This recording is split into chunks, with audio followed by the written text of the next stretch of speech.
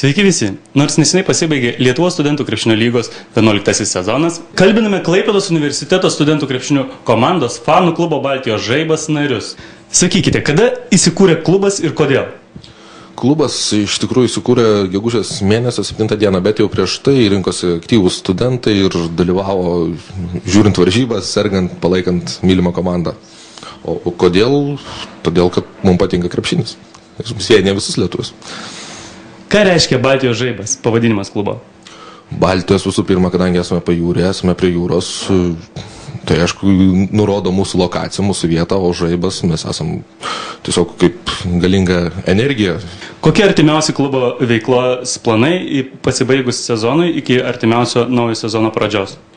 Dabar dalyvavome keletą projektų, pavyzdžiui, rengėme tokio lietuviško sporto Ribkos turnyrą, kuris bus Lietuvos 1000 garbiai paminėti, taip pat artėja mūsų gimtadienis, kas turėtų būti didžiulė šventė, nes mums 1 metai. Kokia jūsų nuomonė apie Lietuvos studentų krepšinio lygą?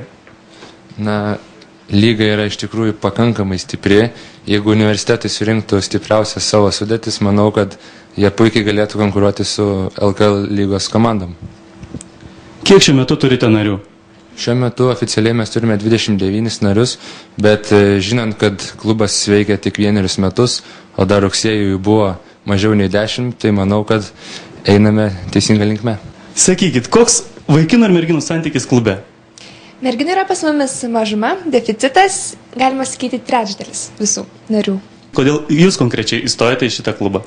Man asmeniškai labai patinka aktyvus laisvalaikis, bendravimas su žmonėmis ir pats krepšinis iš tikrųjų. Mūsų žiniomis, jūsų klubo garbės nariu yra Klaipėdos universiteto studijų prorektorius Vaidutis Laurėnas. Kodėl būtent jis tapo klubo garbės nariu?